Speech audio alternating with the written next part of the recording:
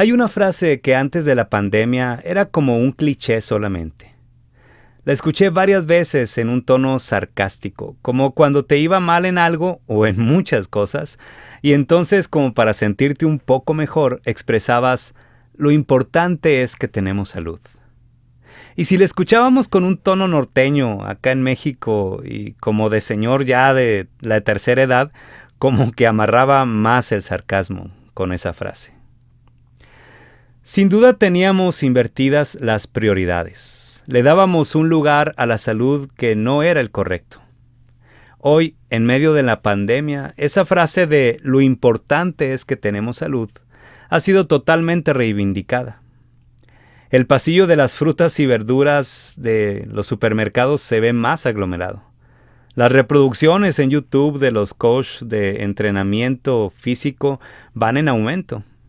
Los corredores de siempre del parque, vemos cómo se han sumado adeptos al ejercicio. La industria de los suplementos alimenticios ha crecido notablemente y hasta una marca de aromaterapia ha crecido, según cuentan, un 400%. Definitivamente la pandemia vino a poner orden a la vida de cada uno de nosotros. Y no solo la salud ha sido reivindicada, lo mismo es con el apego a la espiritualidad. Antes, poco nos acordábamos de Dios. Era muy común pensar en Él. Solo cuando buscábamos soluciones por todos lados y no encontrábamos la salida. Era nuestra última carta, por así decirlo. Y como la humanidad tenía las soluciones para casi todo, o cree tener las soluciones para casi todo, entonces pues nos sentíamos antes de la pandemia como al mando, con las riendas de la vida en las manos. Como si así fuera, como si todo dependiera de nosotros. La autosuficiencia humana estaba poco a poco borrando el sentido de aquella frase de el hombre propone, pero Dios dispone. Pero esta pandemia nos ha venido a recordar la suficiencia de Cristo para nuestras vidas. Claro, siempre y cuando nuestro orgullo nos lo permita, mientras demos nuestro brazo a torcer. Y pues en eso anda Dios, trabajando con nosotros en este tiempo para que nuestro espíritu vuelva en sí y se aferre a Él. Será decisión de cada quien si así lo hace. Este episodio iniciaremos un viaje por el Salmo 144. Serán 5 episodios dedicados a este salmo. El Salmo 144 es una oración donde David pide socorro y prosperidad. Podemos ver a un David cuyo enfoque estaba en ser un rey vencedor de batallas y conquistador. Si seguimos la vida de David en términos de objetivos, logros y alcances de grandeza humana, pues podemos decir que David fue un triunfador y siempre iba por más. ¿Cómo es que lograba esto David? ¿Era solo la actitud y espíritu humano que siempre mantuvo durante su vida, desde que defendía a sus ovejas de las fieras del campo, hasta sus innumerables triunfos en batallas, o había algo más en él? ¿Cuál era su arma secreta? ¿Qué le hacía ser vencedor y no perder el balance? Porque podemos ver muchos otros casos en la historia de personas que han sido triunfadores, pero cuyo motivo era la avaricia, el poder y muchas cosas negativas más, las cuales fueron las que los impulsaron a obtener sus logros. Pero el caso de David fue diferente. Era un hombre triunfador y con balance. ¿Te gustaría ser una persona triunfadora, pero con balance? Pienso que a la mayoría nos gustaría, pero ¿qué es ser una persona triunfadora y con balance? ¿Y cómo hacerle para alcanzar eso? A la luz del Evangelio, una persona así es alguien que ha encontrado el propósito de su vida en medio de todo el panorama divino.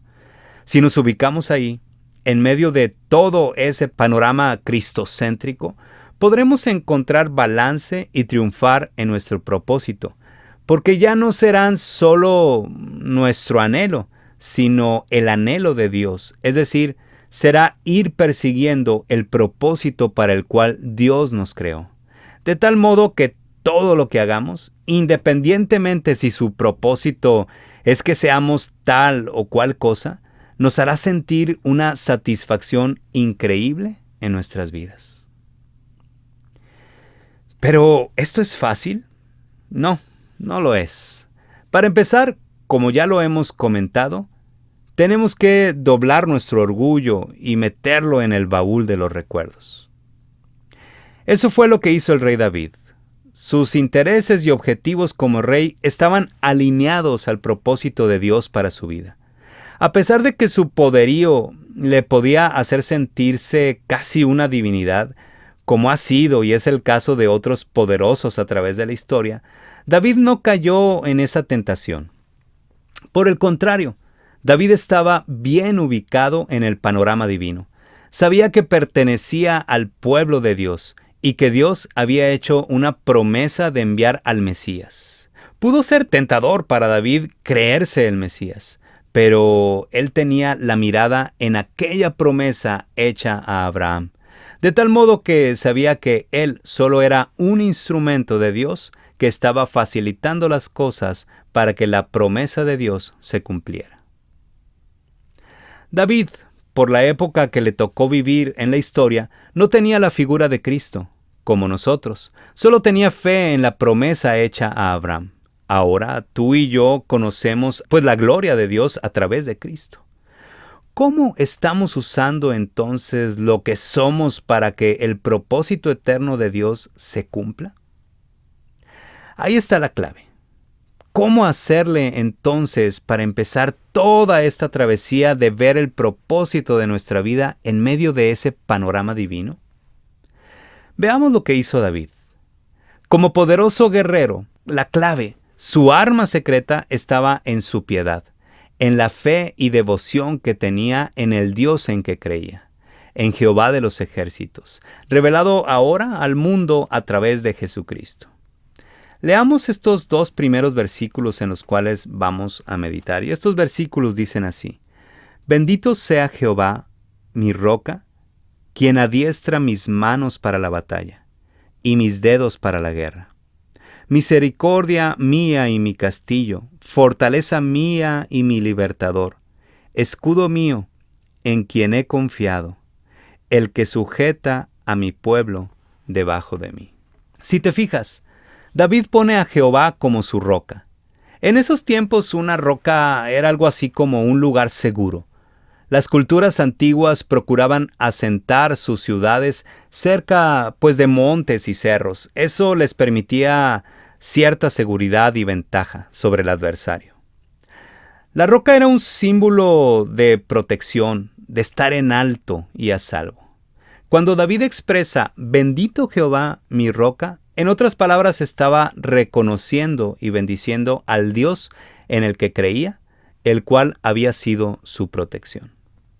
¿Puedes imaginar al rey poderoso que fue David, fuerte en batalla y diestro para la guerra, reconociendo a Dios como la razón de su protección como poderoso guerrero que era? Generalmente, cuando reconocemos a alguien que es bueno para los golpes, estamos hablando de una persona incontrolable, cuya bajoestima hace que la única manera de darse a valer es a través de los golpes. Pero David no era incontrolable. Él no tenía bajoestima, ni autoestima, por cierto. Era un hombre valiente y sensato. Tan sensato que, por un lado, reconocía que su roca era Jehová, pero también reconocía que su destreza como guerrero provenía de Dios. Así lo expresa en la segunda parte del versículo 1 de este Salmo 144, donde dice: quien adiestra mis manos para la batalla y mis dedos para la guerra. En otra versión encontramos la expresión así. Dice: tú me enseñas a luchar y a defenderme. ¿Cómo andamos en esto? ¿Reconocemos que las habilidades que tenemos provienen de Dios?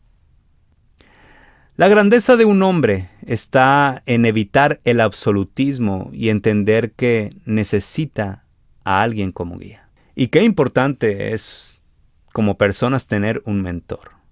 Si recordamos la historia de David, podemos recordar que de alguna manera él tuvo como mentor a Saúl. Pero Saúl se perdió en su vanidad de tal modo que ya no pudo ser un referente para David. Esto permitió a este guerrero afianzar su relación con el Dios Todopoderoso en el que creía. Y así se mantuvo durante toda su vida cerca de Dios.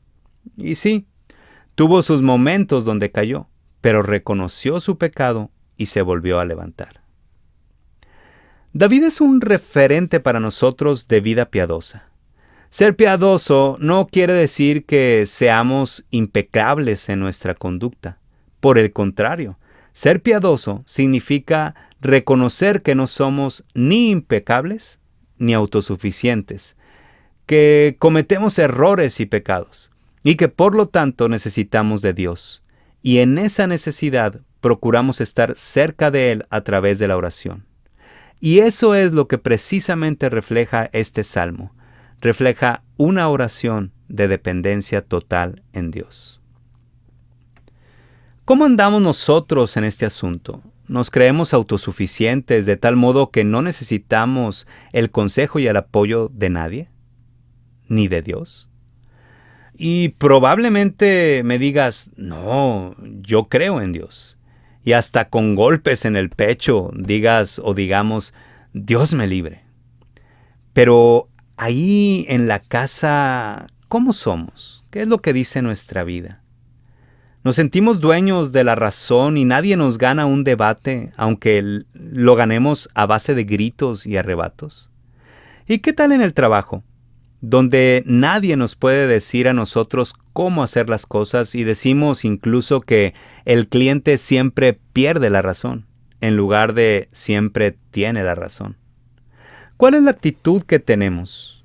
¿Es la de ese hombre o mujer cuya bajoestima hace sacar lo incontrolable que eres, demostrando, quizá, no a través de golpes, pero sí a través de arrebatos emocionales? Tenemos que reconocer que necesitamos alguien que controle nuestra vida entera. Alguien que nos enseñe a mantener esa combinación del rey David. David era valiente, pero sensato. David era valiente, pero sensato. Y debemos decir que, teológicamente, de acuerdo al cristianismo, de acuerdo al Evangelio de Cristo, David es un tipo de Cristo. Un tipo de Cristo no quiere decir que estemos poniendo a David a la altura de Cristo. Esta expresión, tipo de Cristo, es un concepto que usan los teólogos bíblicos para poner como referente a Cristo. De hecho, la Biblia debemos interpretarla a través de Cristo.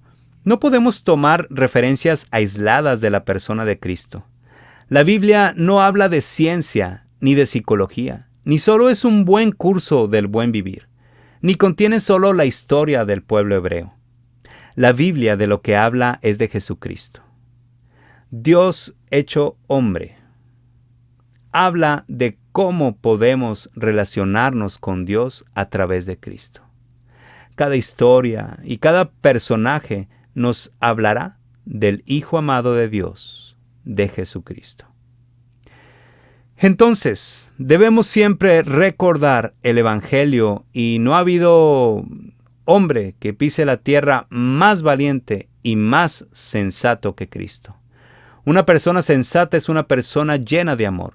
Y eso es lo que tuvo Cristo, la imagen del Dios invisible, al dejar toda su deidad, su posición de Dios, para bajar a la tierra, andar entre nosotros, para dar a conocer la gloria del Padre a través de milagros que llamarían nuestra atención, para luego morir en una cruz, con el fin de redimirnos de nuestro pecado y luego resucitar y ascender al cielo nuevamente. Nos asombramos mucho de la Vía Crucis y hasta se levantan lo que en mi profesión llamaríamos como performance, que son expresiones artísticas, teatrales, escenificando el trayecto de sufrimiento que Cristo tomó cuando iba camino a la cruz después de haber sido humillado en el concilio y en el juicio terrenal romano judío. Pero ¿puedes ver el panorama completo de esta decisión de amor del Hijo de Dios de venir a entregarse para salvarnos? Esa vía crucis empezó desde que se despojó de su posición de deidad para venir aquí a la tierra. Es un amor incomparable que nos habla de sensatez. Y en cuanto a valentía, ¿qué hombre ha sido más valiente que Cristo al ir a la cruz del Calvario sin deberla ni temerla? Haciéndolo en un acto de amor y gracia para poder construir ese puente hacia Dios. Nadie se le compara a Él. Nadie se le compara a esa valentía. Así que la historia de David nos deja una enseñanza, pero el panorama completo del Evangelio nos pone el patrón a seguir, el ejemplo de nuestro Cristo. ¿Cómo ves? ¿Quieres doblar tu orgullo y pedirle a Dios que te ayude a encontrar su propósito en medio de todo ese panorama divino? ¿Quieres que Él sea tu roca? Ese lugar seguro donde tú puedes estar, donde puedes estar a salvo independientemente de los problemas que tienes, que vives, que vivimos cada día. ¿Quieres que te ayude a ser un guerrero que reconoce que todas las habilidades que tienes provienen de Él? ¿Quieres tener como referente de sensatez y valentía no solo a David, un ser humano como tú o como yo, sino a Cristo, el referente de todos los hombres piadosos del cristianismo? Oremos a nuestro Dios. Señor, gracias por esta reflexión. Gracias porque a través de esta pandemia nos haces poner las cosas en orden. Y una de esas cosas es precisamente nuestra piedad, nuestra espiritualidad. Esa manera de poder acercarnos a ti a través de Cristo, reconociendo tu grandeza, tu poder, reconociendo que tú eres el que tiene el control, que tú eres el soberano en nuestras vidas y ahorita en nuestra vida, en nuestras vidas, en medio de esta pandemia. Ayúdanos, por favor, Señor Jesucristo.